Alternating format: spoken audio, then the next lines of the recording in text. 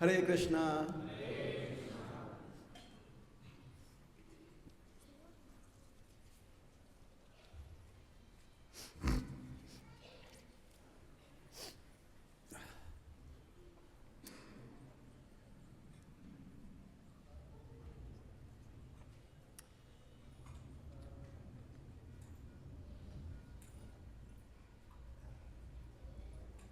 इस संसार में हर क्षण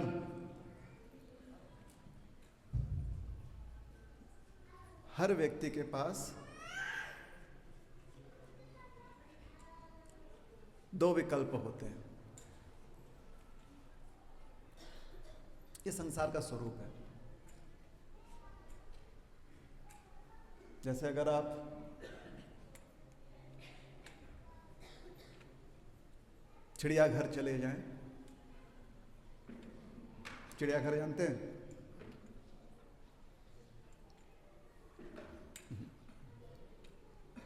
बचपन में हम हमेशा पूछते थे यहां पर तो जानवर है, इसको चिड़ियाघर क्यों बोलते हैं?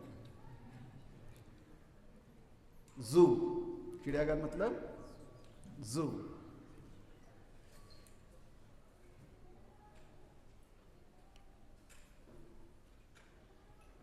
क्या कहेंगे? प्राणी संग्रहालय, यही होता है ना, प्राणी संग्रहालय। अच्छा नाम दे दिया हमने, जबरदस्ती सबको बंदी बनाकर वहां पे बांध देते हैं, बोलते हैं संग्रहालय। अब चिड़ियाघर में बंदर होते कि नहीं होते? किसी को भी बोलो बंदर का एक्टिंग करके दिखाओ तो कैसे एक्टिंग करके दिखाएगा?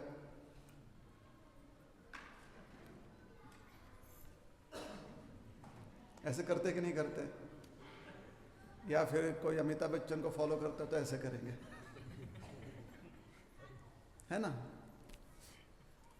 हमने भी कहीं कहीं बंबई में बहुत सारी चीजें लगे रहते हैं रोड पर ऐसे। चिड़ियाघर बंदर है कि नहीं है? तो आप चिड़ियाघर गए हो और बंदर के सामने खड़े होकर आप ऐसे करते हो। क्या करते हो? ऐसे। अब बंदर के पास दो विकल्प है। इसका ये मतलब नहीं कि हम अपने आप को भी बंदर और आपको भी बंदर बोले, नहीं। हमने क्या कहा? हर व्यक्ति के पास दो विकल्प होते हैं ना। तो बंदर के पास अब दो विकल्प है। क्या विकल्प है? एक तो आपको देखकर वो भी करे, या फिर आपको देखकर ऐसे शांत बैठे रहे। दो विकल्प हैं उसके पास। सही है गलत है? अब रास्ते में कुत्ता जा रहा है, आप भी जा रहे हैं, कुत्ते को देखकर आप पत्थर उठाते हैं। पता नहीं क्यों लोग उठाते हैं। वो अपने रास्ते जा रहा है, आप इस रास्ते जा रहे हो, फिर भी पत्थर उठा लिया। अब कुत्ते के पास दो विकल्प हैं, या तो भौंकते हुए आपके ऊपर आक्रमण करे या भाग जाए। सही है गलत है? तो वैसे ही हमें हर क्षण अवसर मिलता है कि हम मात्र दो विकल्पों में से कोई एक चुन सकते हैं। एक विकल्प वह होता है जिसको करने से शायद या अधिकतर हमें लाभ मिले, और दूसरा विकल्प यह होता है जिसका प्रयोग करने से हमें हानि हो जाए, नुकसान हो जाए।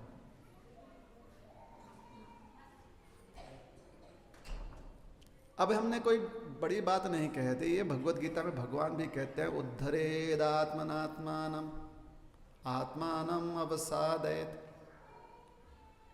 या तो मन को आप इस प्रकार से प्रशिक्षण दो कि मन का प्रयोग करते हुए आपका उद्धार हो, या अवसादयत, या वो प्रशिक्षण दो मन को जिससे कि आपकी अधोगति हो जाए, आपका नुकसान हो जाए। सही है ना?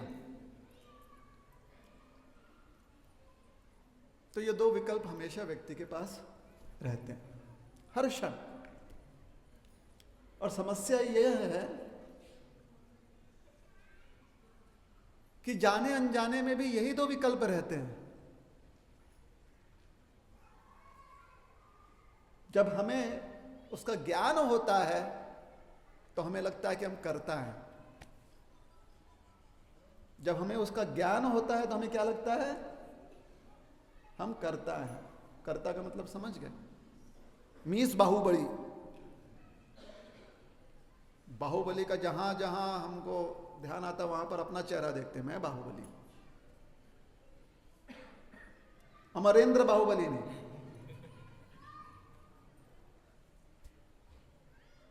मैं वीरेंद्र बाहुबली, मैं सुचित्रा बाहुबली, जो भी ऐसे नाम। तो अगर उसका ज्ञान हो कि विकल्प का चयन हम कर रहे हैं तो उसमें लगता है हम बाहुबली हैं। और जहां पर हम सचेत नहीं हैं, हमें उसके बारे में कुछ पता नहीं चलता, वहां पर प्रकृति हमारे लिए उस विकल्प का चयन करती है। जैसे जब तक आप जगे हुए हो, जागृत अवस्था, तो आप चयन कर सकते हो कि आपने कितने समय तक सांस को रोकना है और कितने देर तक सांस लेना है ना? बाबा जी सिखाते हैं, चलिए सांस अंदर लीजिए, अनुलोम विलोम कीजिए, बाबा जी सिखाते हैं ना। अब कितने देर तक खींचना है, कितने देर तक छोड़ना है, वो आपके ऊपर निर्भर करता है। बात सही है? हमें क्या लगता है? बाहुबली। अनुलोम विलोम के हम क्या हो गए हैं? बाहुबली। और जब सुप्त अवस्था होती है, रात में हम सोते हैं, तो ये शरीर निर्धारित करता है कि सांस लेंगे या सांस बंद हो जाएगी। बात सही है गलत है? अब देखिए, कम से कम प्रतिदिन के 6 से 8 से 12 घंटा तो आप इस शरीर को दे देते कि मेरे लिए निर्णय तुम लो, जीवित रहूं या ना रहूं। हाँ या नहीं? इसलिए भगवान कृष्ण कहते हैं कि भैया थोड़ा सा विनम्र हो जाओ, इतना क्यों बढ़ा चढ़ाकर अपने बारे में विचार कर रहे हो?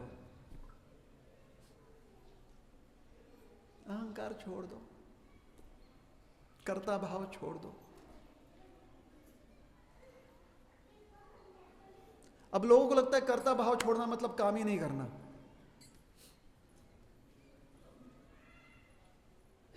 यहां पर कितने लोग नौकरी करते हैं? हाथ ऊपर कीजिए। कितने लोगों के घर में कोई ना कोई नौकरी करता है? हाथ ऊपर कीजिए। ठीक। अब आप सोचे, धन्यवाद, हाथ नीचे कर सकते हैं। अब आप सोचे कि अरे किसके लिए नौकरी कर रहे हैं? यहाँ पर तो किसी और के लिए नौकरी कर रहे हैं, उसको ज़्यादा लाभ मिल रहा है, मुझे तो सिर्फ थोड़ी सी आमदनी हो रही है, थोड़ा सा सैलरी मिल जा रहा है। हाँ या नहीं? कितने लोग ऐसा विचार करते हैं? सही बताइए। या कितने लोग जाकर जब पंच करते माई बाप आलोए, ऐसे करते? बताएं। बोलते नहीं कि माई बाप आलोए, ऐसे बोलते नहीं कि हुजूर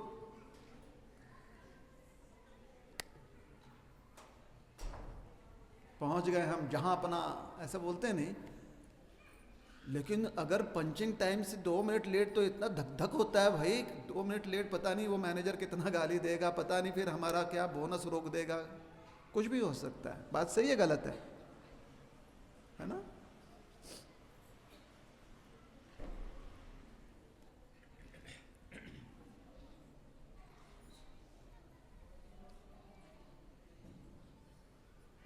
तो जब यहां पर आपका अहंकार नहीं है और हर दिन आपका अहंकार यहां पर आप नहीं दिखाते, तो जहां पर जरूरी नहीं है वहां पर क्यों दिखाते हैं?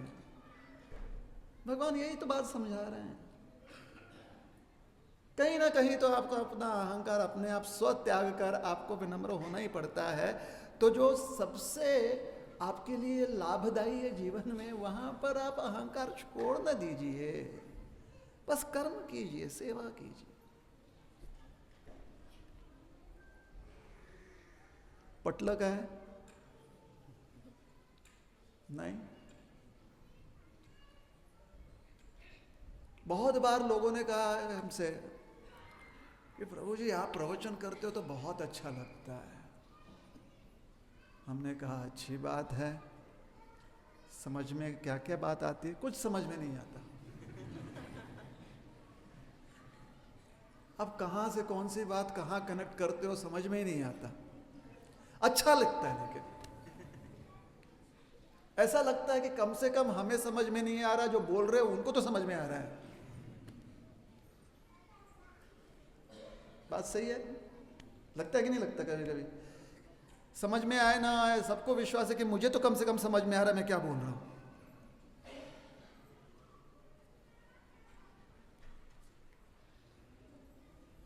प्रभुपाद जी पहली बार जब पाश्चात्य देश गए थे, प्रचार कर रहे थे, अनोखा उनका भी अनुभव, अनुभूति। तो हम लोग जब गीता के ऊपर कोई विचार व्यक्त करते हैं तो अक्सर हम क्या कहते हैं? हम शरीर नहीं, क्या कहते हैं? हम शरीर नहीं आत्मा है। कहते हैं कि नहीं कहते हैं? कितने बार आपने सुना है कि तुम शरीर नहीं तुम आत्मा हो? सुना है? अक्सर क्या बोलते हैं? हम शरीर नहीं आत्मा है। बोलते कि नहीं बोलते? तो अंग्रेजी में प्रभुपाद बोलते थे I am not this material body, I am spirit soul. अरे बाप रे, इतना अच्छा अंग्रेजी हम बोल देते हैं क्या? क्या लगा आपको हमारे अंग्रेजी का? I talk English also.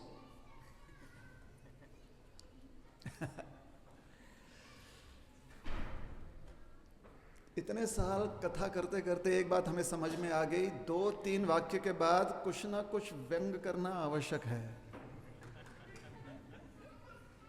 चाहे उसके लिए अपने ऊपर हंसी या दूसरों को।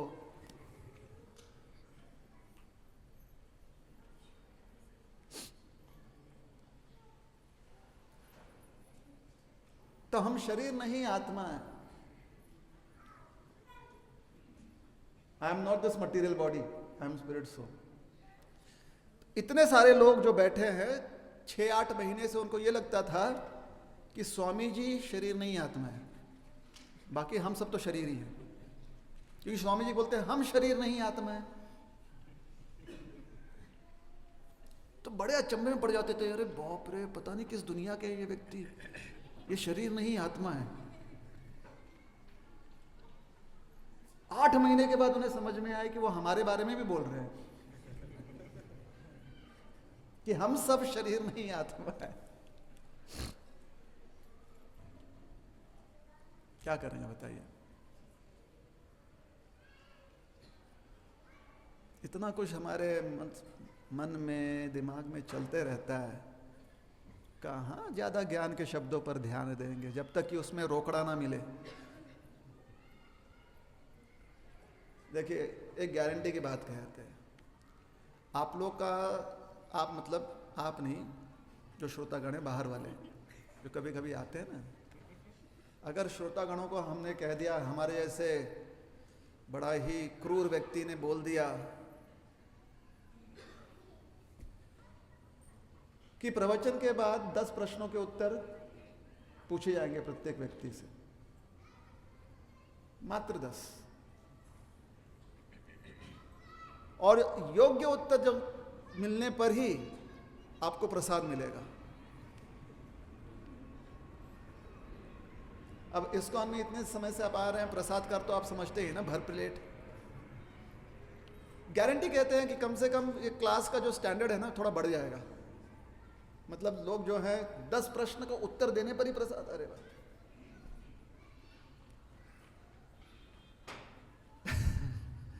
लेकिन अगली बार से लोगों की संख्या कम होने लगेगी। एक आए थे प्रश्न विचारता था, प्रवचन कसं पाहिजे की थकलेला माणूस बाहेरून येतो इथे, त्याला शांती भेटावं, बरोबर है कि नहीं? अब उसमें हम ऐसे बातें पूछने लगे कि आपको क्या लगता है? अरे ये उत्तर देना ही था, इतना हमें दिमाग लगाना ही था तो प्रवचन में आते। अरे कुछ मधुर लीला बताओ जिसमें कि एकदम जूम आउट हो जाए हम, कुछ ऐसा।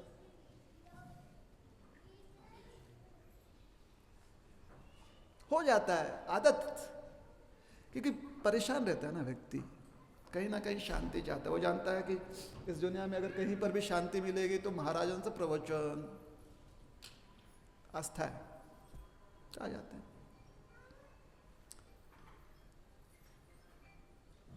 लेकिन ये जो वृत्ति है इसे त्यागना है, क्योंकि यही तो है अहंकार। आम्हाला जसं पाहिजे तसं भेटलं, नाही भेटलं तर कथाकार चांगले नाहीत, कीर्तनकार चांगले नाहीत, पुढच्या वेळी त्यांना नाही बोलवायचं का, जसं पाहिजे होतं तसं नाही भेटलं।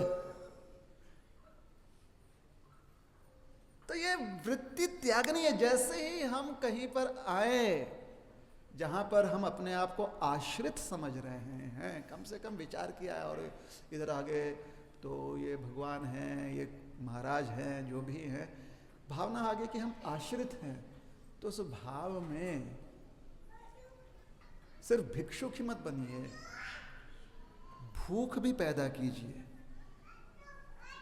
भूखा व्यक्ति कैसे एकाग्र मन से अपने लक्ष्य पर ध्यान देता है, वैसी भूख होनी चाहिए। बात सही है? वैसी भूक अगर रहेगी ना, खरं सांगतोय नंतर प्रसाद खूपच स्वादिष्ट लागणार आहे। एक एक कण लगेगा, आहा हा हा, साक्षात कृष्ण है इसमें। और अगर वैसा ना हो तो प्रसाद खाते हुए लगेगा, अरे संपलं की काय, अजून भेटतं की नहीं।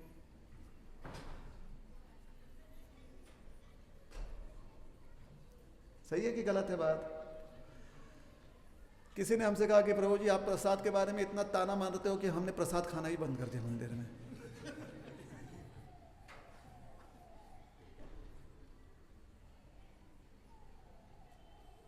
क्या आपको क्या लगता है कि हम खाली प्रसाद खाने के लिए मंदिर में आते हैं? हमने कहा हाँ।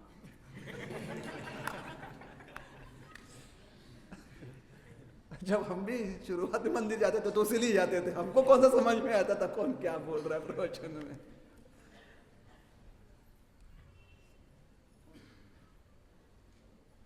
और किसी मंदिर में बोल दे कि खा फक्त हाथ प्रसाद भेटते, बघा किती लोक बसणार आहेत। प्रभुपाद जी ने हमसे कहा देखो ऐसा है, आधी पोटोबा, त्याच्या बरोबर विठोबा, नंतर नाही। आधी काय पोटोबा आणि बरोबर विठोबा बन।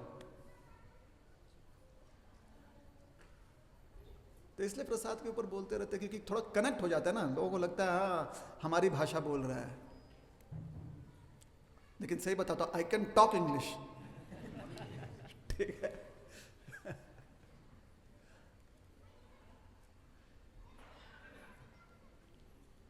ब्रज में राधा कृष्ण का जब से आगमन हुआ इस धरातल पर लीला करने हेतु, जब से भगवान प्रकट हुए,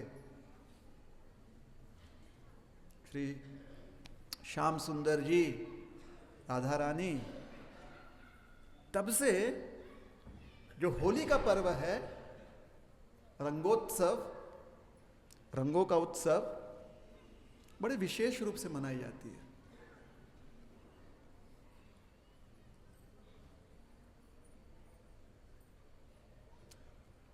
विशेषता ये हर उस समुदाय में वही विशेषता दिखती है जहां पर एक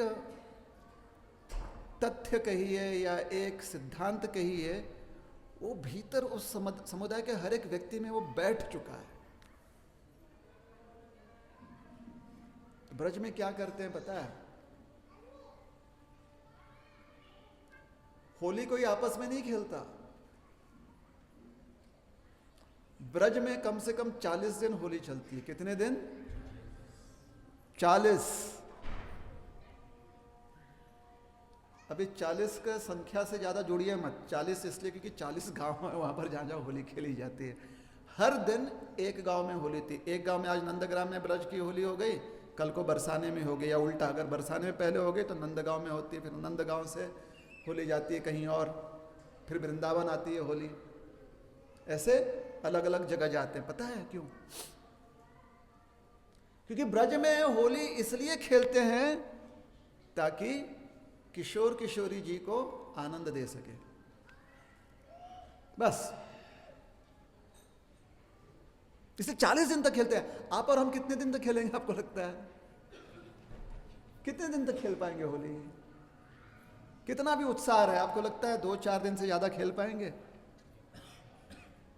तो ये ब्रज की होली है, क्योंकि जब से भगवान का आगमन हुआ, अवतार हुआ है, अपनी लीला भगवान ने व्यक्त की है, तब से लोगों ने ये ठान लिया, ब्रज के निवासी या जिनके मन में ब्रज बसता है, उन्होंने ये ठान लिया कि हम जो होली कैसे खेलेंगे।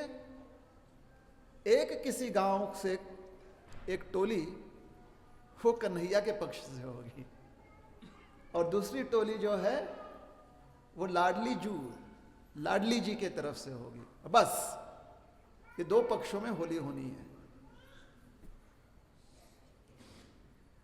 अब ब्रज के बाहर जितने लोग ब्रज से दूर होते गए, होली का त्योहार होता है, रह गया।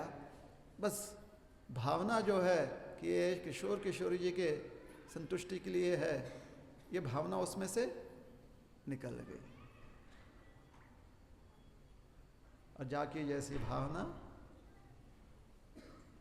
जिसकी जैसी जैसी भावना है, वैसे वैसे फिर व्यक्ति व्यवहार करता है।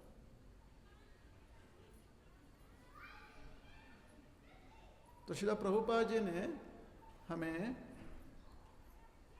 सिखाया है कि कैसे हर आनंद का उत्सव जो है वो इसलिए, वो आनंद से परमानंद का स्वरूप तब धारण करता है जब श्री भगवान को हम केंद्र में रखें। तो हर वर्ष रंगोत्सव हमारे मंदिर में पूर्णिमा के अगले दिन मनाया जाता है, क्योंकि पूर्णिमा के दिन जो फाल्गुन पूर्णिमा है, फाल्गुन है, माघ है, फाल्गुन है ना,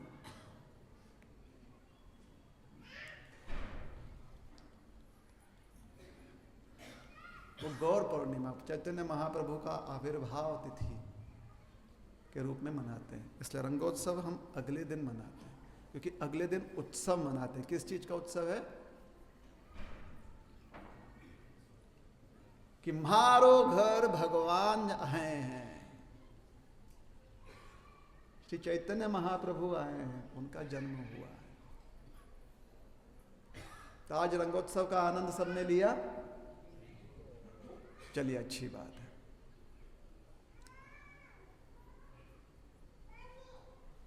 तो हमने क्या सिद्धांत बताया था? एक जो वैष्णव होता है ना,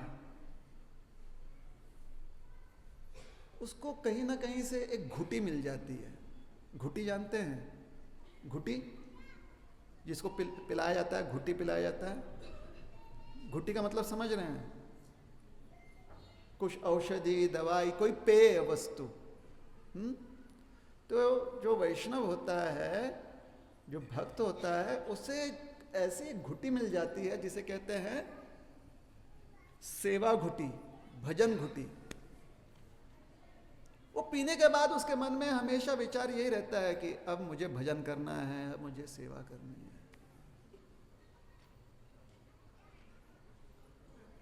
अभी हम लोग मराठी हैं, पता नहीं क्या भूत आज चढ़ जाता है लोगों में, कुछ उनको बीमारी है। हर वर्ष घर छोड़ देते हैं, आराम घर का छोड़ देते हैं और पैदल निकल जाते हैं हर साल। क्या बीमारी है ये? सालाना बीमारी है ये। पैदल निकल गए, किधर जा रहे हैं? विठ्ठलाला भेटायला निकल गया आदमी। अरे खाओगे क्या? खाने की किसकी पड़ी है भाई, जो मिलेगा खा लेंगे, हमको जो जाकर भगवान से विठ्ठल को मिलना है। जितना जितना नजदीक आते हैं अपने माहिर के, उतनी राहावसं होत नाही त्यांना, उतना उत्कंठा उनकी बढ़ती है, उतना उत्साह बढ़ता है। अरे कभी कभी तो खाना पीना भूल जाते हैं, ये ताल लेकर नाचते हुए। और जब आखिरी पड़ाव में जैसे ही मोड़ लेकर सामने देखते हैं चंद्रभागा, तिच्या तीरेवर त्यांना देऊळ दिसतं, तिथे शिखर दिसतं, झालं। वो देखते ही लोगों को लगता है हमारी यात्रा संपन्न हो गई। विठ्ठला तू व्यवस्थित आयस ना बाबा? बस यही उनकी इच्छा होती है कि साल में एक बार जाकर अपने विठ्ठल को देखे वो ठीक है कि नहीं है। अरे साल में तो अपने परिजनों का कभी ना कभी तो विचार आता है कि उनके गांव में जाकर देखा जाए, बेटी ठीक है कि नहीं है, घर पिता ठीक है कि नहीं है। ये मराठी लोगों की बीमारी है, अच्छी बीमारी है। शिखर देखकर उनको संतुष्टि होती है। जैसे कभी कभी आप किसी के बारे में आपके मन में चिंता होती है ना, जाऊन बघूया सगळं व्यवस्थित है कि नहीं, सब ठीक है कि नहीं, जाकर देखते हैं और उनके घर के पास पहुंचते और देखते हैं सब शांति है, घर ठीक ठाक है, तो मन में लगता है हाँ सब कुछ ठीक होगा, व्यवस्थित है। वैसे ही ये जो वैष्णव होता है, हरिदास, ज्यांना बाहेरचे लोक म्हणतात वारकरी, स्वतःला ते वारकरी म्हणत नाहीत, ते स्वतःला फक्त हरिदास म्हणतात। आज तक आपको कोई वारकरी मिला है जो खुद को कहता नहीं वारकरी है? क्या बोलता है वो? हिम्मत नहीं होती किसी वारकरी की बोलने की कि मैं वारकरी हूं, हिम्मत नहीं होती उनकी। लेकिन उनसे पूछो हरिदास है इसका हो या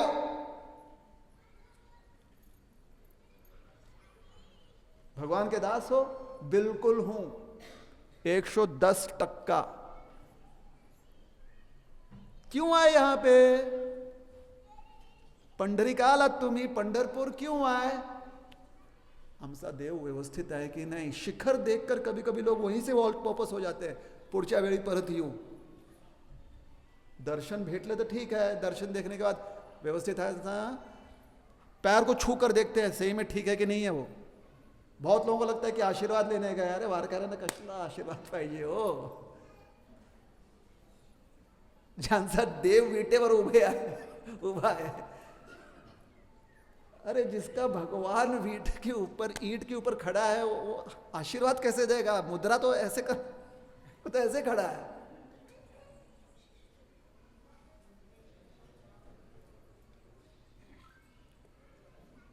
तो जो वैष्णव होता है वो जानता है मेरे भगवान से आशीर्वाद मांगने से क्या तो मिल चुका है, मांगने भी नहीं जाता कि ए देवा आशीर्वाद देना, तो भगवान को ऐसे करना पड़ेगा, घे आशीर्वाद। बोलते अरे कौन भगवान, खड़े रहते थे ना ऐसे ही उसको।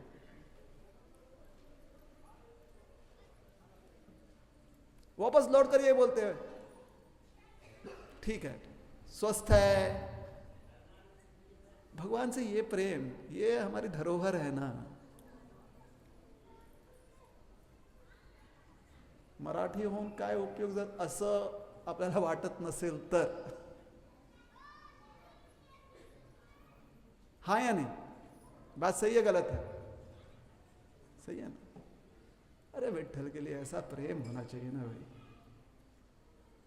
कि मंदिर देख कर लगे हा व्यवस्थित आहेस ना, झोपतोय आहेस ना, व्यवस्थित खातोय ना, हो चाल येतो पुढच्या वर्षी परत। खात्री घेण्यासाठी आम्ही जातो तिकडे।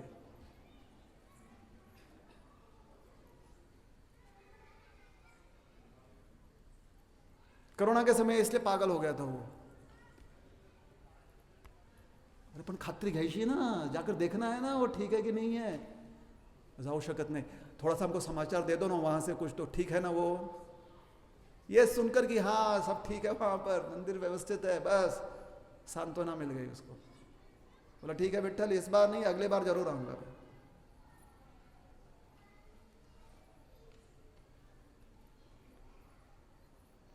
और इनके आजोबा जी, आई, बाप, लेकर, जिनके सब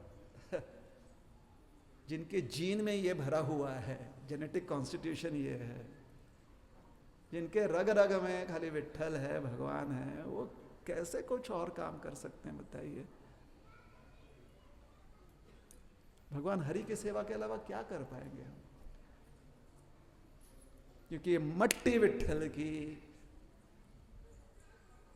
ये वृक्ष विठ्ठल के, ये अन्न विठ्ठल के, खाते हैं विठ्ठल का, पीते हैं विठ्ठल का.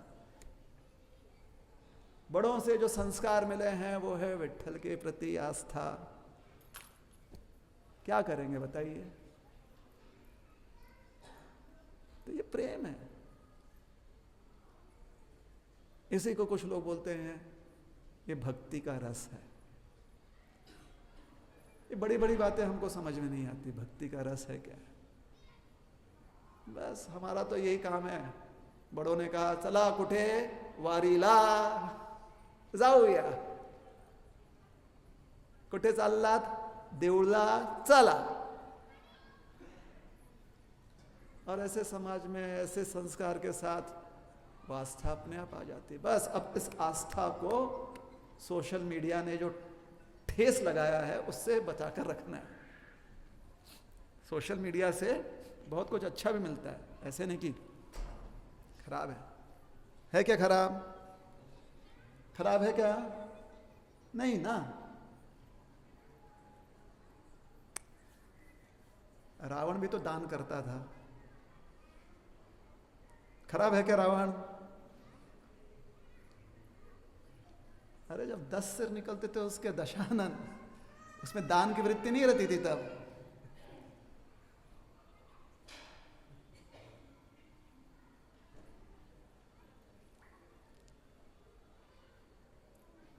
तो सोशल मीडिया से ज्ञान मिलता है, अच्छी बात है, लीजिए. लेकिन उसके साथ जो नुकसान होता है उससे सतर्क रहने की बहुत ज़रूरत है. आपको एक बहुत ही गहरी बात समझाएं, ग्रंथों के साथ कभी ऐसा नहीं होता. ग्रंथ में से जो ज्ञान मिलता है ना, उसमें आपको सतर्क रहने की जरूरत नहीं पड़ती कि यहां से कुछ नुकसान प्राप्त हो जाए. सोशल मीडिया की ये गारंटी नहीं है. तो सोशल मीडिया आपके दैनंदिन जीवन में उपयोगी होता है, प्रयोग कीजिए. लेकिन ग्रंथ ग्रंथ ग्रंथ ग्रंथों का अध्ययन कभी मत त्यागिएगा. क्योंकि ग्रंथ का स्वरूप ऐसा होता है कि उसमें कहीं पर भी कुछ भी मिलावट नहीं है, मैल नहीं है. ग्रंथों में कोई भी पॉपअप नहीं आएगा ग्रंथों में से.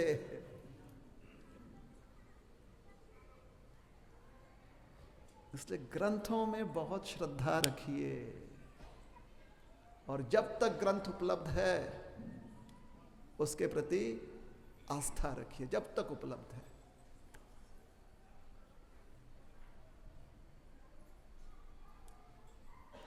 तो ये भावना जो है, जो एक सहज किसी भी संत भूमि महाराष्ट्र में जो रहता है मराठी, उसके मन में ये जो भावना है, उसके अंतःकरण में भावना है, यही तो है ब्रज भक्ति, यही तो है ब्रज. अरे किसी प्रकार से ब्रज के निवासियों को पता नहीं था, कृष्ण ने समझाया कि मुझे जाना पड़ेगा. ओह,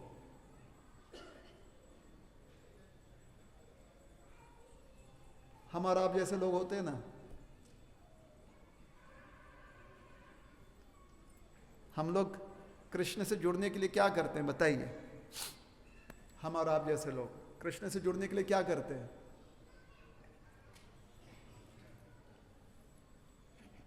नाम स्मरण करते हैं कि नहीं करते हैं?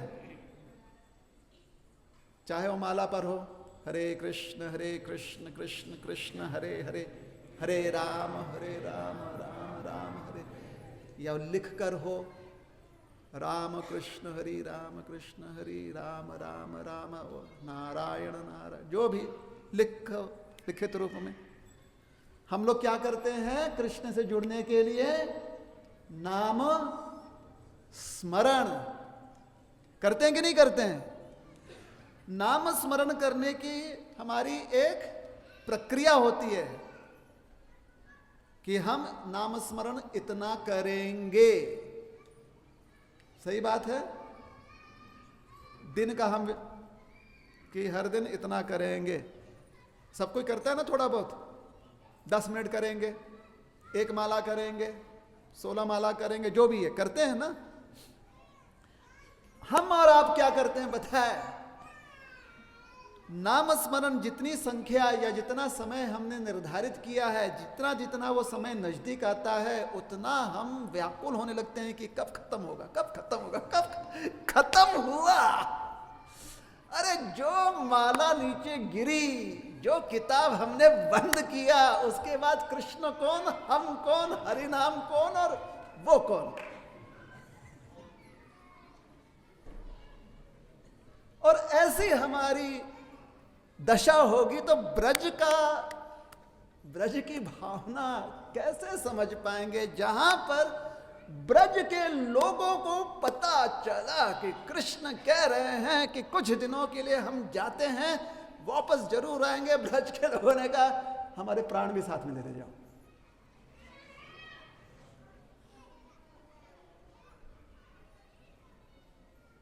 अरे हमारे प्राण निकल जाते हैं, हम और आप जैसे लोगों के प्राण निकल जाते हैं जब संख्या कुछ बढ़ जाती है। गुरुजी को हम डॉक्टर की तरह देखते, बोलते डॉक्टर साहब कुछ कम नहीं हो सकता क्या?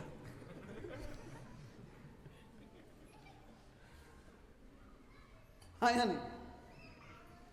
गुरुजी बोलते हैं देखो रोज का जो है कम से कम 10 मिनट करो। डॉक्टर साहब 5 मिनट किया तो चलेगा क्या?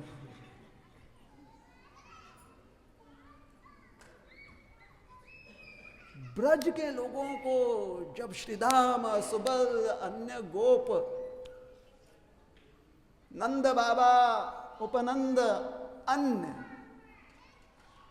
जशोदा मैया, धनिष्ठ सखी इत्यादि, अरे राधा रानी का क्या कहना, ललिता, विशाखा, बोल नहीं सकते भाई, उनके बारे में क्या बोलेंगे। अभी तक इस जिह्वा की इतनी शक्ति नहीं है कि उनके बारे में कुछ ठीक से बोल पाए, प्रयास करते हैं। ब्रज के लोगों ने कृष्ण से कहा कन्हैया जा रहे हो तो जाओ, तुम्हें रोकेंगे नहीं, लेकिन साथ में हमारे प्राण भी लेते जाना। ध्यान ये रहे जब तक ब्रज से जितने दिन तुम दूर हो उतने दिन हम प्राणहीन हैं। यहां पे क्या है? प्राणहीन है।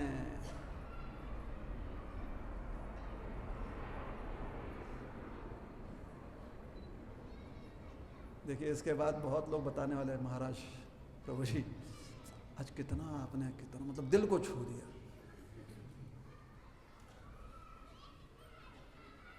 देखिए अनुभव से कह रहे हैं, बहुत देर तक हम कोई गंभीर विषय पर बोल नहीं पाते। क्या पता आपकी आस्था इतनी बढ़ जाए कि आप वापस घर ही ना जाए।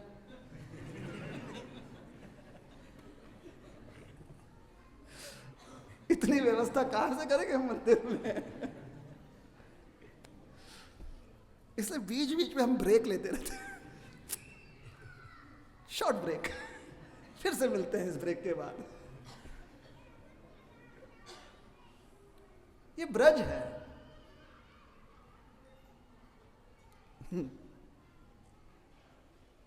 उद्धव महाराज, अरे बृहस्पति के शिष्य, मतलब क्या एआई सिखा उन्होंने। एआई का बाप सिखा दिए बृहस्पति जी उनको। बोले उद्धो ये अभी तो 21वीं शताब्दी में लोग एआई सीख रहे हैं, आओ मैं तुमको पहले से सिखाता हूं। क्या कौन सा एल्गोरिथम चाहिए बताओ उद्धव। बृहस्पति ने कहा सब कुछ मेरे पास है।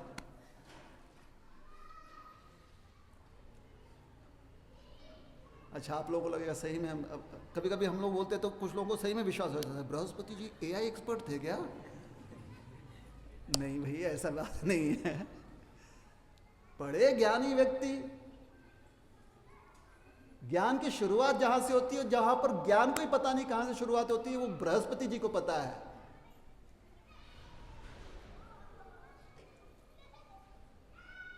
साक्षात ज्ञान मूर्ति हैं वो। इस हमारे संस्कृति में बृहस्पति जी को साक्षात ज्ञान मूर्ति माना गया है।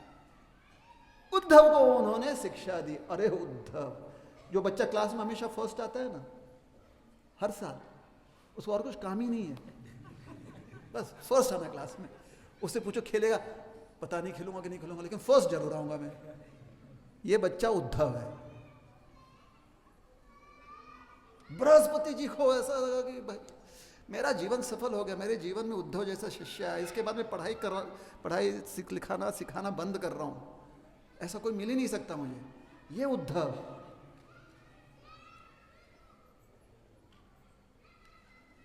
उद्धव जी से कृष्ण मिले। अच्छा ठीक है, भाई हैं, चचेरे भाई, दूर के। ब्रज में हालत क्या हुई, कहीं कहीं वर्णन आता है। जाते जाते कृष्ण ने सोचा मेरी गैया को मैं कुछ घास खिला दूं। गैया के मुंह में चारा घास रख दिया। अब गैया भी ऐसी है ना,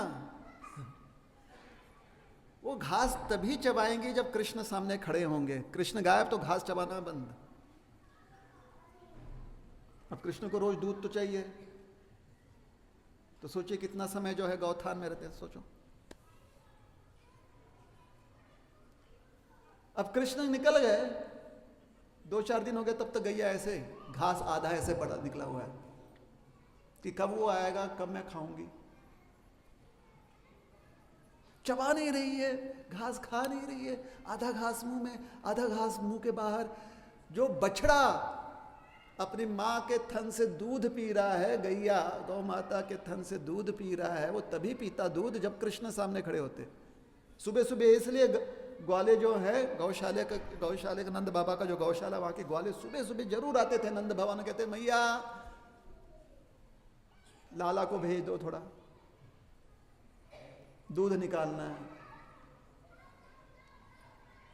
मैया बोली थी ये कौन सा दूध निकालेगा, ये तो अभी छोटा है, इसके हाथ कितने छोटे छोटे हैं। ना ना मैया, वो जब तक आएगा नहीं गैया दूध नहीं देगी। अरे बछड़े हैं ना बछड़ा दूध पिएगा नहीं। अजीब दुर्दशा है इस ब्रज की। तभी तो ब्रज के लोगों में कृष्ण के अलावा कुछ नहीं है भाई। इसी को तो कहते हैं कृष्ण भावना भावित होना। बछड़ा दूध तब तक ना पिए अपने मां के तन से जब तक कि कृष्ण ना आवे सामने। गैया घास ना खावे तब तक जब तक कि कृष्ण ना खड़े रहे सामने।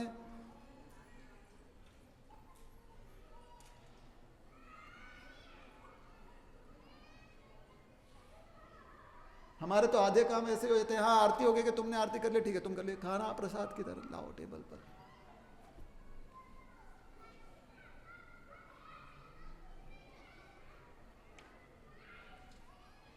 बछड़ों के मुंह में मां का, गौ माता का थन है, लेकिन 4 दिन जो कृष्ण चले गए मथुरा और 4 दिन तक नहीं आए, 4 दिन तक दूध नहीं पी रहा बछड़ा, मुंह में थन होते हुए भी।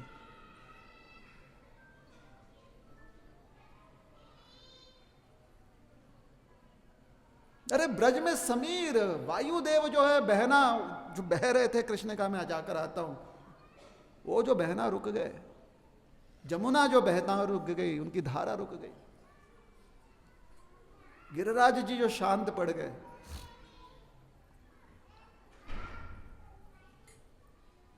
और गोकुल नगरी और बाकी जितने भी ब्रज के गांव थे, मानो जैसे कि वहां पर पुतले खड़े हों। क्यों? क्योंकि शरीर है, प्राण कहीं और चले गए कृष्ण के साथ। और सबसे बड़ी बात आपको पता है क्या है? कृष्ण को यह सब मालूम है। कृष्ण को यह मालूम है कि मेरी नगरी जो है, मेरे गांव के गांव जो हैं, मेरे विरह में प्राणहीन हो गए हैं, लेकिन अपने हृदय पर पत्थर रखकर भगवान बाहर निकले। क्यों? क्योंकि कंस जैसे अनेकों दुष्टों का मर्दन करना था और हम जैसे पाखंडियों के लिए गीतोपदेश देना था।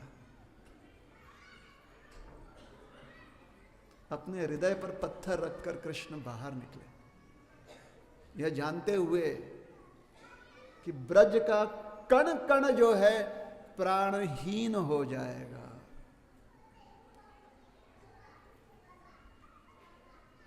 और यही हर एक मराठी व्यक्ति की वृत्ति होती है। जब तक दर्शन नहीं होते उसके प्राण नहीं रहते। प्राण तभी होते हैं जब वो एक मोड़ लेता है और सामने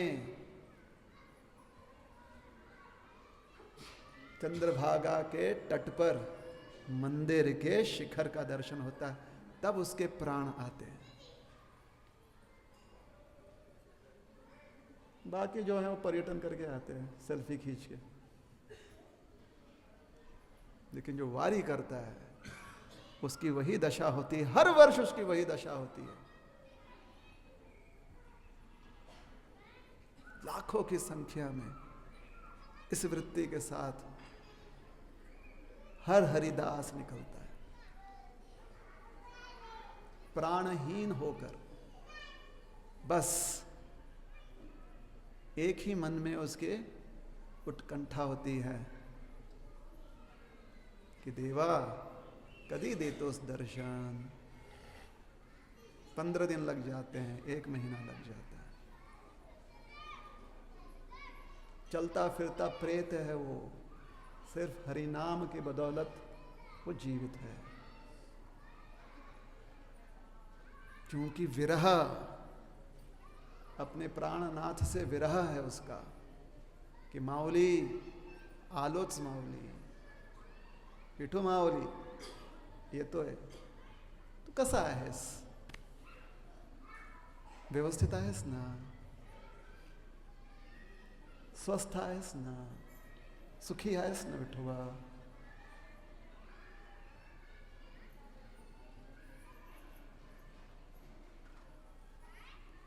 चलिए शॉर्ट ब्रेक के बाद फिर से मिलते हैं। थोड़ा ज्यादा ये है ना, करुणा रस ज्यादा हो गया भाई, इतना भी नहीं चलेगा।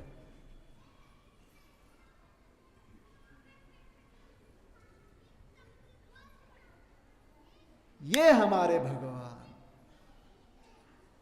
हमारा ये पाखंड जो है कि जो हमारा है उसको त्याग कर किसी और चीज को अपना समझना, ये पाखंड नहीं तो क्या है बताइए? हमारा जन्म सिद्ध अधिकार है कि हम भगवान की सेवा करें। यह छोड़कर माया की सेवा में पड़ा हुआ व्यक्ति अपने आप से पाखंड नहीं कर रहा है तो क्या कर रहा है बताएं? कहां से उसे संतुष्टि मिलेगी? कहां से वो सुखी होगा?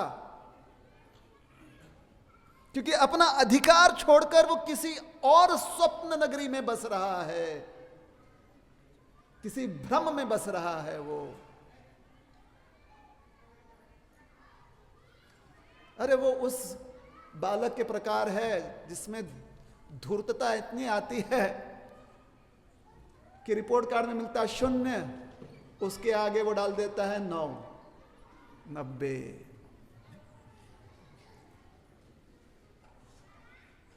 इस संसार में हर किसी को स्पष्ट पता है कि ये हाथ, ये पैर, मेरी आंखें, मेरी जिह्वा, मेरे परिवार वालों के सारे इंद्रियां एक साथ मिलकर कभी भी मुझे संतुष्ट नहीं करती। और उसको यह भी बात पता है कि जब यही हाथ, यही आंख, यही कान, यही जिह्वा जब अपने श्री के चरणों में हम लगा देते हैं तो मन कितना संतुष्ट होता है। और श्री के चरणों में आस्था रखना यह हमारा अधिकार है। भ्रम में रहना यह हमारी मूर्खता है।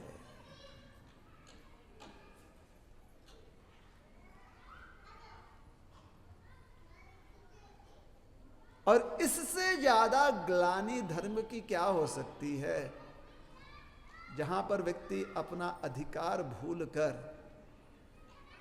भ्रम के नाली में पड़ा हो।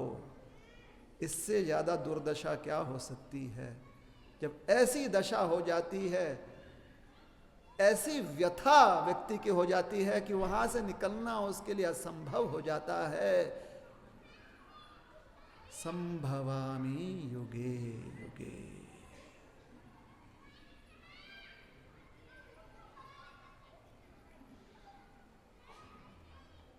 कभी कभी लोगों के मन में प्रश्न आ सकता है, अच्छा ठीक है, कृष्ण कब अवतरित हुए? 5000 वर्ष पहले अवतरित हुए।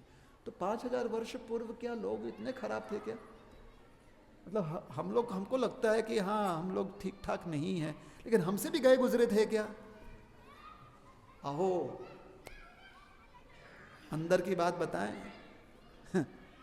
अंदर की बात यह है कि पुनर्जन्म के सिद्धांत के अनुसार हम ही लोग थे वो।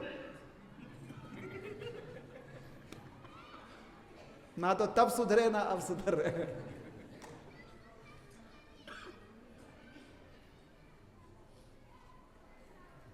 तो ये मत विचार कीजिए कि भगवान भारत में ही क्यों आता रहे वो। पुनर्जन्म जब बार बार कहीं पर अकाल आती तो सरकार वहीं पर ना भेजेगी व्यवस्था।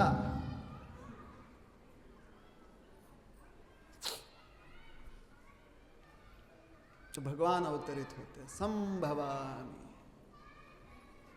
अब आप में से बहुत लोगों के मन में खुजली हो रही है, ओह पूर्ण सांगाना, पूर्ण सांगाना। तो आपके संतुष्टि के लिए क्या? यदा यदा ही धर्मस्य। देखिए कितना खुश हो रहे आप लोग। पूरा बोलिए, पूरा बोलिए। नहीं बोलक सा।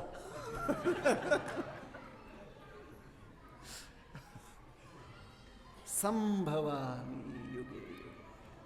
संभवामि मतलब अवतरण। भगवान प्रकट होते हैं। चैतन्य महाप्रभु प्रकट हुए।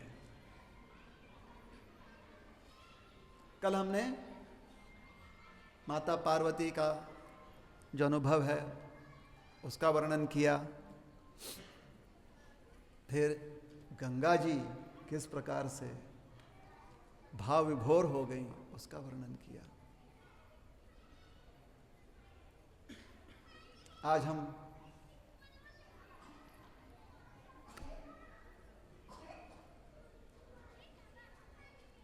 यहीं पर समाप्त करते हैं। ऐसा आपको अगर लग रहा है तो ये आपका भ्रम है।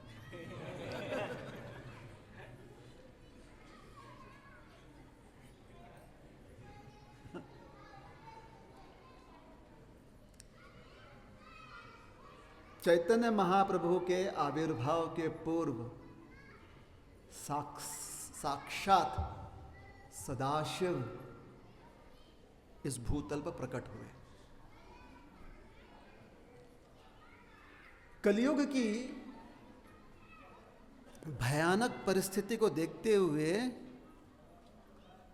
महादेव सदाशिव भगवान ने सोचा कि अकेले अगर जाऊंगा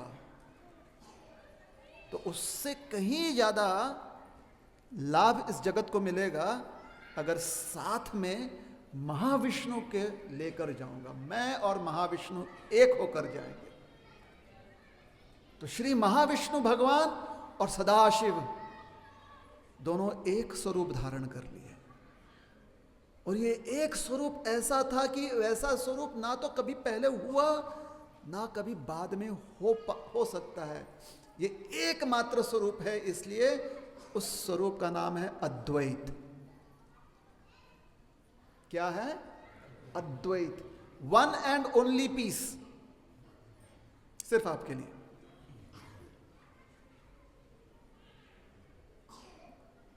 एक सदाशिव पंचमुखी हमारे, अरे क्या सुंदर स्वरूप उनका। और महाविष्णु जी, सारे ब्रह्मांड जिससे प्रेम करते हैं और समा जाते हैं उनमें। सोचिए, इस ब्रह्मांड का एक चीकू हमें मिल जाता तो उससे हम चीकू, ऐसे अनंत कोटि ब्रह्मांड जिससे आकर्षित होकर जिसमें समा जाते हैं, वो है हमारे सुंदर भगवान महाविष्णु। कभी सोचा एक एक ब्रह्मांड दूसरे से क्या बोल रहा है? पहले मैं पहुंचूंगा, पहले मैं जाऊंगा। जैसे आइसक्रीम कहीं पे देखे तो बच्चे कैसे दौड़ लगाते हैं, मला द्या मला द्या। एक एक ब्रह्मांड बोलता है आम्ही चाललो, आम्हाला पाहिजे आम्हाला पाहिजे। सब महाविष्णु में जाकर समा जाते हैं। दोनों जब एक होकर आए, अद्वैत, ऐसा विशेष अद्भुत व्यक्ति, अरे इससे बड़ा ज्ञानी पंडित कौन हो सकता है? इसलिए उन्हें हम पूजते हैं अद्वैत आचार्य कहकर, अद्वैताचार्य। अब अद्वैत आचार्य ने सोचा, देखो मेरे पास तो डबल एल्गोरिथम है, मेरे पास माइक्रोसॉफ्ट का भी है, एप्पल का भी है, इंटीग्रेशन।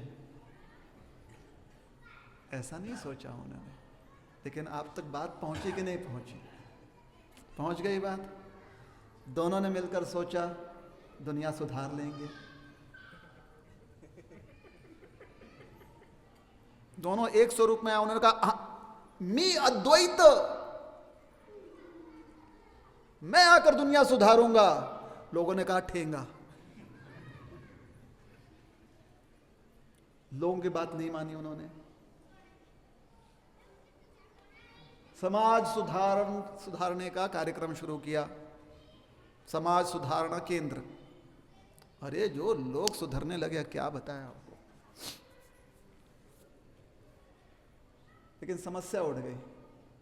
जो लोग सुधर रहे थे उनकी धोती खींचकर या उनका जो भी खींचकर पीछे वापस लाने के लिए एक बड़ी संख्या पड़ी हुई थी। उन्हें कहा किधर जा रहे भाऊ भाऊ, अरे आज कशाला चालला मंदिरात, पुढच्या वेळी आम्ही पण येऊ। ते पण येत नाहीत आणि आम्हाला पण जाऊ देत नाहीत। ए कसले भाऊ, त्यांना सोडाव, त्यांच्या नादी लागू नका। असला भाऊ म्हणणाऱ्या लोकांच्या नादी लागू नका। उलटा बोले भाऊ चल आमच्या बरोबर। कुठे? मंदिरात जा। मला नको, उद्या नाही, उद्या नाही, आजच चल। ऐसे आप लोग कीजिए। तो बहुत लोग पीछे खींच रहे थे, जो जो सुधर रहे थे। उनसे क्या बोल रहे थे वो? उनसे बोल रहे थे अरे कहाँ जा रहे हो? वहां पर जाओगे तो सब कुछ छूट जाएगा। यहां पर एकदम फर्स्ट क्लास मार्केट में ऑफर आया, 2 के ऊपर 1 फ्री।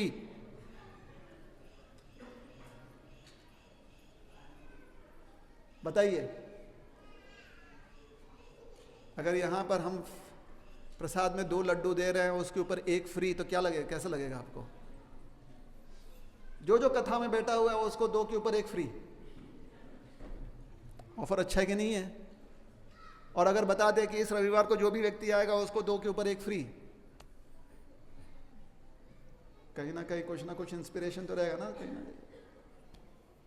अरे 1 फ्री मिल रहा है।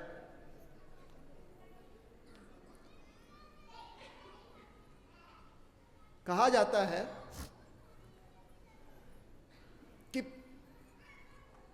पांडित्य के वजह से हर घर में व्यक्ति, हर अरे उनके जो घर में जानवर थे ना, जनावर, उनको भी कविता, वांग्मय सब आता था। उनको भी छोड़ा नहीं। उन्होंने अपने कुत्ते, बिल्ली, तोता, जिसको भी पाल कर रखा था, भैंस, सबको उन्होंने ज्ञान देना शुरू किया। जबरदस्ती, बैठ, चलो अब तुमको व्यंजन माला सिखाते हैं, तुमको व्याकरण सिखाते हैं। क्यों करते थे वैसे? क्योंकि पूरा गांव, पूरा शहर पढ़ा लिखा हुआ था, और सिर्फ साधारण पढ़ाई नहीं की थी। मतलब हर एक घर में हर व्यक्ति जो है कम से कम 3-4 विषय में एकदम पंडित था। मतलब मैथ 1, मैथ 2, साइंस 1, साइंस 2, पंडित। तो सोच सकते हैं आप, हर साल वहां पर बोर्ड का रिजल्ट कितना था आपको पता है? 100%, ऊपर से 5% ग्रेस। जब इतना व्यक्ति के पास पांडित्य हो, समाज में पांडित्य हो, तो कमी, आर्थिक रूप से कोई कमी रहती नहीं। और इतना धन, इतना धन, इतना धन, इतना पैसा, ऐसे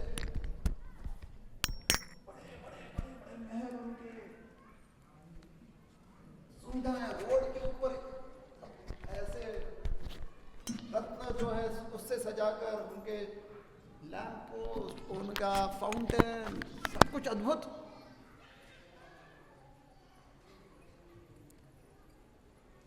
अब जब व्यक्ति के मन में, जब व्यक्ति के पास इतना धन आता है तो उसे कुछ ना कुछ तो विशेष करना है ना। अब सोचिए, आपके और हमारे पास धन आ जाए तो हम अपने जीवन काल में कब उस धन का प्रदर्शनी विशेष रूप से करेंगे? जन्म दिवस, बर्थडे के दिन, विवाह, शादी में करेंगे कि नहीं करेंगे? तो ये लोग वही करते थे।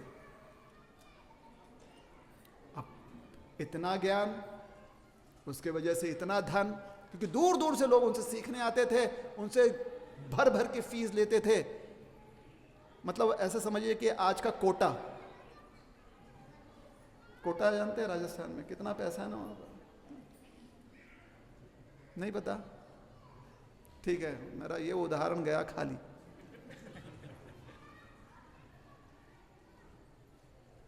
बहुत पैसा। तो कोई शादी करवाता था ना अपने घर में बच्चों का, नहीं किसी का बर्थडे हो जाता था तो इवेंट वाले कंपनी से बोलते थे कल हमारे घर में हमारे बच्चे का बर्थडे, आ जाओ, क्या आपके पास थीम है? तो बोलते थे ये हमारे पास थीम। बोले अरे ये सब तो हो गया, कुछ नया बताओ।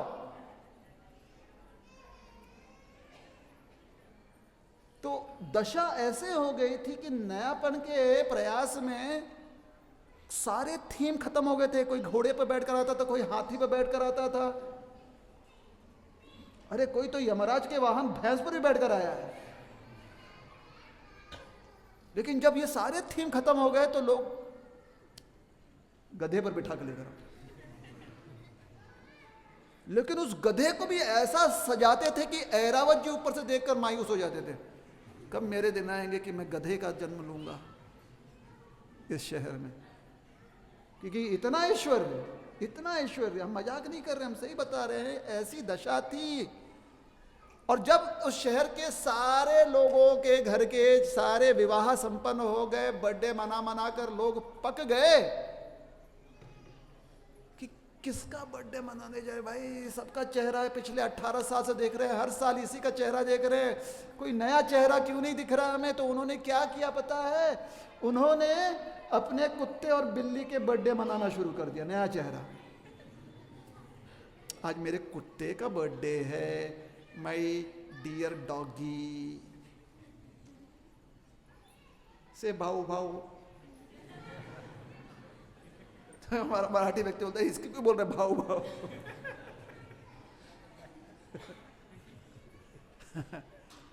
अरे अपने जानवरों का बर्थडे मनाने लगे, और जब वो भी कम पड़ गया क्योंकि अब और भी पैसा है, कैसे उसको खर्चा करें, तो अपने जानवरों की शादी करवाने लगे। और हर जानवर का पत्रिका निकलता था, उसकी कुंडली देखी जाती थी, 36 में से 36 गुण मिलाए जाते थे। नर बिल्ला का उसकी कुंडली देखी जाती थी। सोचिए उन ब्राह्मणों की कितनी पढ़ाई करनी पड़ती होगी कि जातक अब सिर्फ मानव नहीं है, जातक प्राणी है। क्या है जातक? प्राणी है। जन्म तिथि उसका कब, कौन सा वर्ष, किस जगह, कुंडली निकाली जाती थी। और इस ऐसे कुंडली निकालने में भी एकदम माहिर, ज्ञान कितना होगा उनके पास, सोचिए। एक दो पीढ़ी निकल जाने के बाद कुछ कम नहीं हो रहा है। अब लोगों ने सोचा कि हम पिछली पीढ़ी को कैसे पछाड़ें, क्योंकि पूरे सोशल मीडिया पर, जो भी उनका सोशल मीडिया था उस समय, इतने फोटो सारे जानवरों के आ चुके थे कि अब वो सब भी पुराना लग रहा था। नया क्या, नया क्या। तो उस नगर के लोगों ने क्या किया आपको पता है? उस नगर के लोगों ने नए रूप से विवाह करना शुरू किया। मेरा गुड्डा और तुम्हारी गुड़िया। गुड़ियों का शादी, बच्चे नहीं कर रहे हैं, बड़े लोग कर रहे हैं। एक जो अपने आप को गुड्डे का बाप समझता था, वो पंडित जी के पास कहता था, पंडित जी इस दिन इसका जन्म हुआ, जिस दिन मैं इसको दुकान से खरीद कर लेकर आया, इसका जन्म।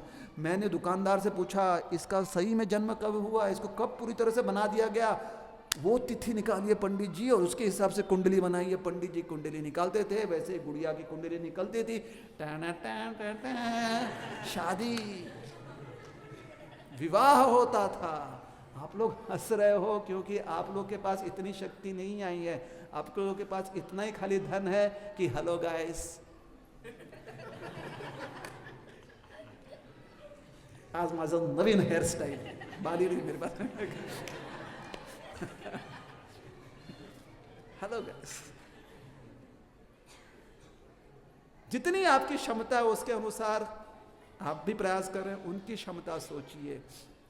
ये दुर्दशा देखकर कि लोग जिसमें प्राण नहीं है, जिसमें जीवन नहीं है, उससे भी आसक्त होकर इतनी विकृत, इतना विकार संस्कारों में, संस्कार का ऐसा विकृत प्रयोग, ये देखा अद्वैताचार्य ने। उन्होंने कहा कि ये मुझसे भी नहीं संभल सकता, ये दशा मुझसे भी नहीं संभल सकती प्रभु, अब साक्षात आपको प्रकट होना पड़ेगा। शालिग्राम शीला की आराधना करते हुए उसे तुलसी और गंगा जल से सेवा करते हुए भगवान से प्रार्थना की उन्होंने कि अब आप प्रकट हो जाइए।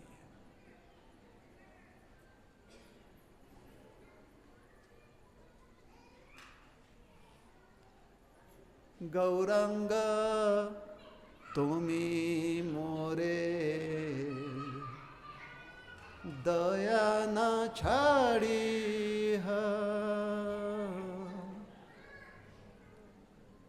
प्रार्थना की उन्होंने, दया करो, दया करो प्रभु, प्रकट हो।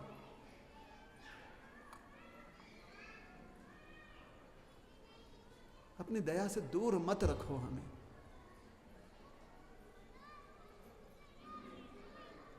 आप न करो रंगा चरणे राखी हो, गौरांग तुमी मोरे दया न छाड़ी हो।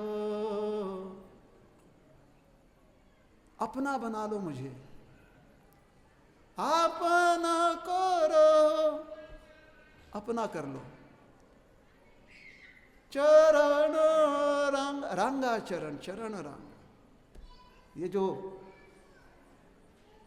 सुंदर लाल रंग से सुसज्जित, जिसमें लाली है, वो लाल रंग की लाली तेज है, ऐसे चरणों का आश्रय दे दो। चरण राखी हो, चैतन्य महाप्रभु ने कहा लो मैं प्रकट होता। क्यों? अरे जब ऐसे कोई प्रार्थना करेगा तो भगवान क्यों नहीं प्रकट होंगे? और साक्षात सदाशिव जी और महाविष्णु का एक स्वरूप अद्वैताचार्य प्रार्थना कर। चैतन्य महाप्रभु फाल्गुन पूर्णिमा के दिन प्रकट हुए। और मजा की बात बताएं, हाँ,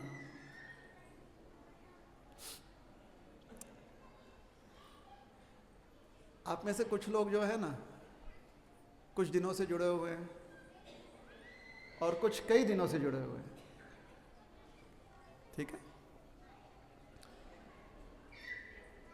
और जो कुछ दिनों से जुड़े हुए हैं, अगर आप ऐसे ही जुड़े हुए रह गए ना, तो एक विशेष परिवर्तन आ जाएगा आप में। जो पहले से जुड़े हुए हैं उनमें आप वो देख रहे हैं अभी। वो परिवर्तन क्या है पता है? वो परिवर्तन यह है कि जब भी आपको मंदिर आना है जहां पर बहुत भक्तों के बीच में आप रहेंगे, उस दिन आप जरूर तिलक लगाएंगे, बाकी समय का कोई गारंटी नहीं। बहुत बड़ा परिवर्तन है भाई। अपने चेहरे पर माटी कौन लगाता है ऐसे? परिवर्तन।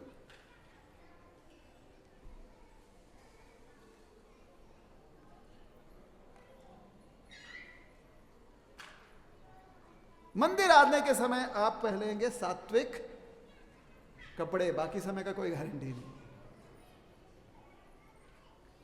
और एक चीज जरूर आपके पास रहेगी जो कभी भी आपके गले में शोभा नहीं दी है, और वो है महाशय बीड़बैग जी, जपमाला ऐसे लटकी होगी।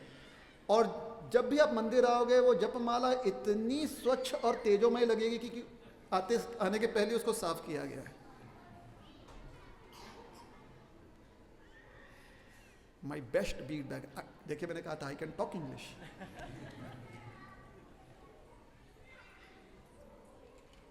और एक परिवर्तन आएगा आप में कि बाकी समय का पता नहीं, हो सकता है नहीं हो सकता है, लेकिन अगर आप मंदिर में हैं और उस समय कोई कार्यक्रम नहीं चल रहा है, उस समय आप आ गए और 4 लोग और मंदिर में हैं, आपका हाथ अपने आप अंदर जाएगा। भले अंदर माला हो नहीं हो कोई गारंटी नहीं है, अंदर तो जरूर जाएगा उस बैग के। ये सब परिवर्तन है भाई। और गलती से अगर माला है तो कम से कम उस समय सामने लोग हैं तो उस समय तो आप ऐसे जरूर हिलाओगे उसको। ये भी परिवर्तन है। बाकी समय का पता नहीं, कोई देख नहीं रहा है, वो सिर्फ आप ही साक्षी हो, है ना?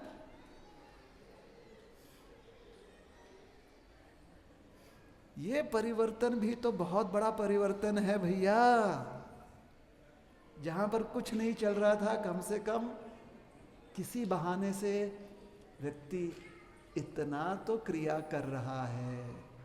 और ये किसकी कृपा से हो रहा है? श्री गौरांग महाप्रभु की कृपा से हो रहा है।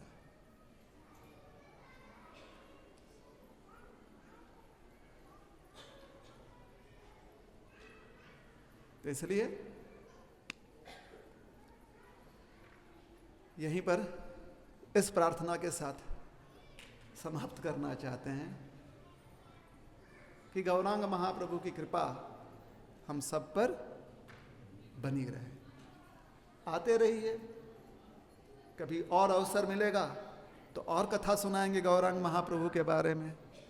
आज थोड़ा सा इंट्रोडक्शन फिर से दे दिया हमने, है ना? थोड़ा सा हम लोग पंढरपुर भी घूम कर आ गए, है कि नहीं?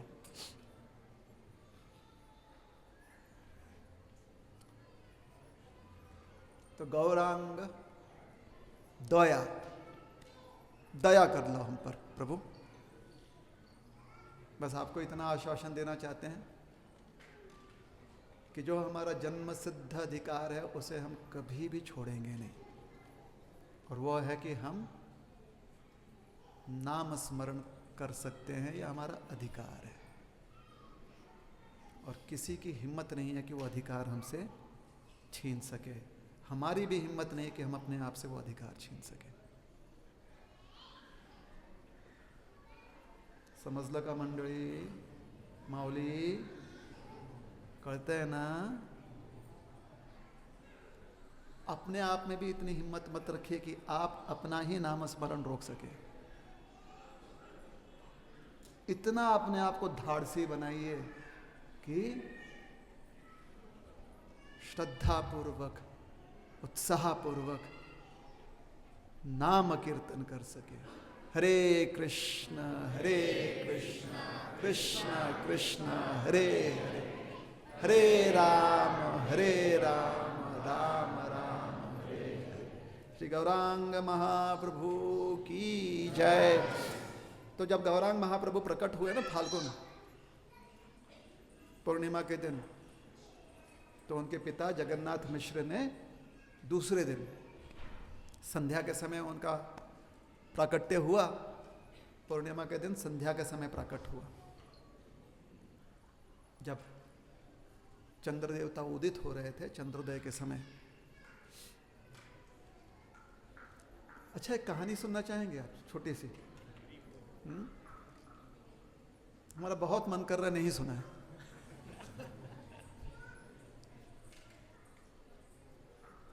लेकिन सुना देते हैं, जन्म से संबंधित है। हम आपको बता रहे थे ना कि परिवर्तन आता है, वो भी बहुत बड़ी कृपा है। लेकिन कभी कभी ये परिवर्तन क्या बन जाता है पता है? ये रूढ़िवाद में परिवर्तन हो जाता है। ये सिर्फ एक ढांचा बन के रह जाता है समाज में।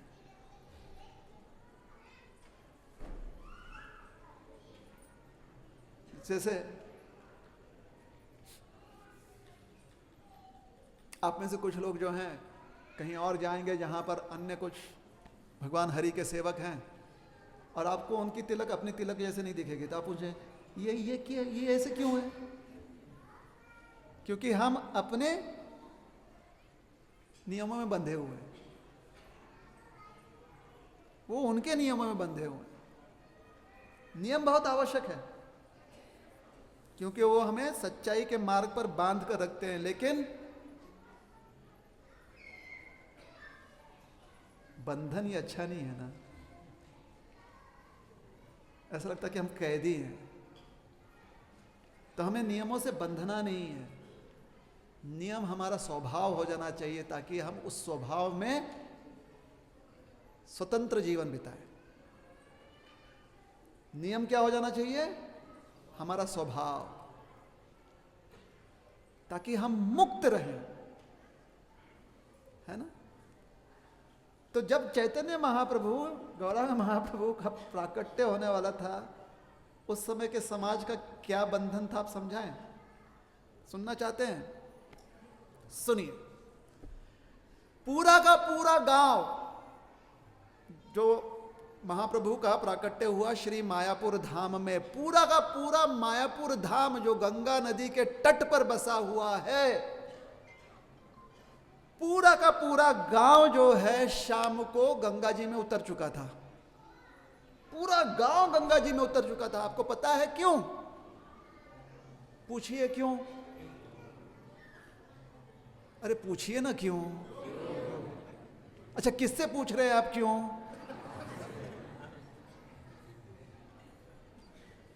तो पूरा का पूरा गांव जो है गंगा जी में उतर चुका था, क्योंकि उस समय चंद्र ग्रहण हो रहा था। क्या हो रहा था? चंद्र ग्रहण। अब सारा गांव जो है ये सीख ले चुका था, पूरा गांव, बच्चा से लेकर बूढ़ा तक, यहां तक कि गांव के कुत्ते भी आ गए थे। उनको भी हमने कहा था ना, वो सिखा देते थे, वो करके वो भी गंगा जी में चले गए थे। का म्हणून चंद्र ग्रहण आहे। चंद्र ग्रहण है तो वो इतना दूषित काल होता है। दूषित काल में अपने आप को निर्मल रखने के लिए गंगा जी में जाकर डुबकी लगाने का नियम था। क्या था? समझ रहे हैं कितना रूढ़िवाद है ये? मतलब लोग गंगा जी, चंद्रग्रहण, गंगा जी में जाकर, ऐसे नहीं कि हम बोल रहे हैं कि वो नहीं करना चाहिए, लेकिन और आगे सुनिए विचित्र बात क्या है। गंगा जी में जब लोग जा रहे थे, पहले 50-100 लोग अलग अलग जगह पर, गंगा जी का बड़ा सा तट है ना, बड़ा गांव बड़ा है, सब गंगा जी के तट पर है, सब कोई गंगा जी में आ गए, बड़ा तट है। जैसे षष्ठी को भीड़ लगती है ना हमारे यहाँ पर, षष्ठी कहाँ लगती है भीड़? कौन से षष्ठी को? नाथ षष्ठी। कौन से महीने में आता है?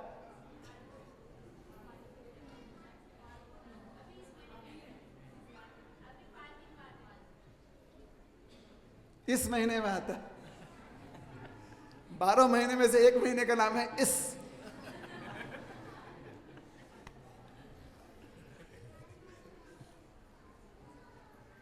भीड़ लगती है ना। कितने लोग गए हैं षष्ठी के दिन गंगा के तट पर? कितने लोगों को अनुभव है? पैठन गांव षष्ठी के दिन गए हैं? अच्छा, कितने लोगों ने कुंभ मेला में संगम पर वो भीड़ देखी टीवी पर? जो लोग गए वो दूसरी बात है, टीवी पर देखा, वो रील पर देखा, रील पर कितने लोगों ने हाथ ऊपर कीजिए। चलिए, तो जब गंगा स्नान करने के लिए गांव का गांव उमड़ता है तो दूर दूर तक लोग जो है तट पे से उतरकर गंगा जी में प्रवेश करते हैं। बात सही है? अब मायापुर धाम का कमाल सुनिए।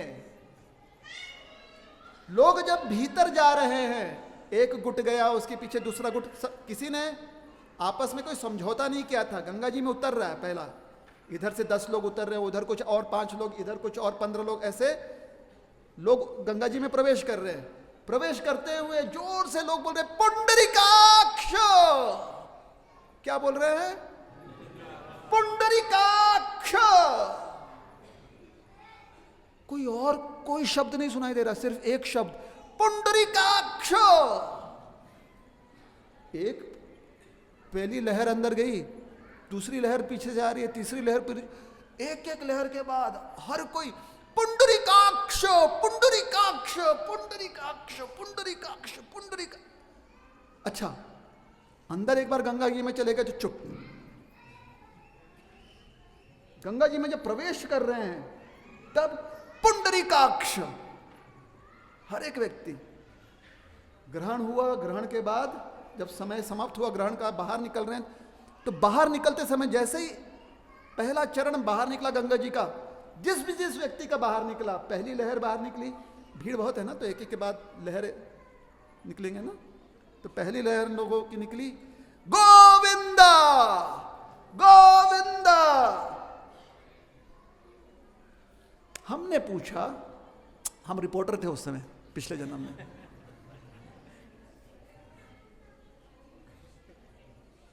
हमने पूछा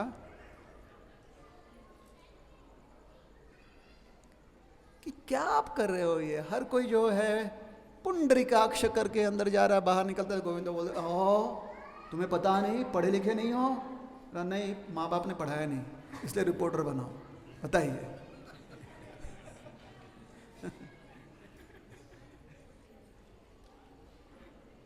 पढ़े लिखे नहीं हो? बोले नहीं, बताइए क्या बात है? अरे पढ़े लिखे होते तो पता रहता कि जब भी गंगा जी में उतरते हैं तो पुंडरीकाक्ष बोलना चाहिए और गंगा जी से बाहर निकलते हैं तो गोविंद बोलना चाहिए। हमने पूछा अगर मैं विट्ठल बोलूं तो? चालत नहीं, अपराध है, गलत है। हमने कहा वो भी तो भगवान का ही नाम है, नारायण बोलकर उतर नहीं चलेगा। क्या चलेगा फिर? पुंडरीकाक्ष। अच्छा, बाहर निकलते समय पुंडरीकाक्ष बोला तो गलत गलत गलत गलत गलत गलत। बाहर निकलते समय सिर्फ गोविंद। अरे रे रे, ऐसे समाज में रहकर तो सांस लेना भी मुश्किल है। तो स्नान करते समय क्या करना चाहिए, बाहर निकलते समय क्या करना चाहिए, ये इतना आपके ऊपर थोप देता है कि आप भी सोचते हो कि भगवान स्नान करते समय सिर्फ पुंडरीकाक्ष होते हैं क्या? और डुबकी लगाकर बाहर निकलते समय सिर्फ गोविंद होते हैं क्या? बाकी सब भगवान किधर गायब हो जाते हैं? जैसे गोपीनाथ, गोपाल, लोगों से पूछो, जास्त विचार ऐसा नहीं, ये आए ते आए, अभ्यास कर, तभी वहां से सब कोई जो है सॉफ्टवेयर में सीईओ बन रहे थे। ये आहे ते आहे, 1 0 बाइनरी, बस। उनको पूछा क्वांटम, तेज हालत नहीं। ये सिर्फ 4-10 लोग बच्चे हैं ना, उनके लिए, बाकी आप लोग आराम कीजिए, प्रसाद है। हम ये नए बच्चे क्या क्या नया नया कुछ बताते रहते हैं। चैतन्य महाप्रभु ने सोचा कि ये लोग जब गंगा जी में प्रवेश करते तभी पुंडरीकाक्ष बोलते हैं, बाहर निकलते तभी गोविंद बोलते हैं, चंद्र ग्रहण के समय गंगा जी में प्रवेश करते हैं, बाकी समय में शादी से ही फुर्सत नहीं, शादी बनवाने में, गुड्डा गुड्डी के खेल खेलने में से फुर्सत नहीं, तो कम से कम जब मेरा अवतरण हो उस समय तो कुछ नाम ध्वनि हो ना।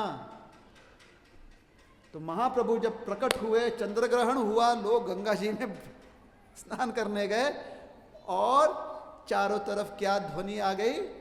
पुंडरीकाक्ष गोविंद, पुंडरीकाक्ष गोविंद, गोविंद पुंडरीकाक्ष, सब जगह ये ध्वनि हुई। और ऐसे हरिनाम के ध्वनि में चैतन्य महाप्रभु प्रकट हुए संसार में। बोलिए श्री गौरांग महाप्रभु की जय। फिर ऐसे समाज में चैतन्य महाप्रभु ने आकर हरिनाम की स्थापना की और फिर उन समाज में से ही बहुत लोग आगे निकलकर विश्व भर में उन्होंने नाम संकीर्तन का जो विजय घोष किया, उससे कोटि कोटि जीवों को लाभ प्राप्त हुआ। श्रील प्रभुपाद की जय, गौर भक्त वृंद की जय। क्योंकि जगन्नाथ मिश्र जी ने आज यह उत्सव मनाया था, इसलिए आज की तिथि को हर वर्ष हम श्री जगन्नाथ मिश्र उत्सव के रूप में मनाते हैं। जैसे उदाहरण के लिए नंद बाबा ने जो उत्सव मनाया था नवमी के दिन, अष्टमी को भगवान प्रकट हुए, नवमी को जो उत्सव मनाया जाता है उसे कहते हैं नंद उत्सव या नंदोत्सव। वैसे ही ये है जगन्नाथ मिश्रोत्सव या जगन्नाथ मिश्रोत्सव। ठीक है, तो आज ये उत्सव मना रहे हैं। अब आरती होगी, उसके बाद प्रसाद, कीर्तन प्रसाद। हरे कृष्णा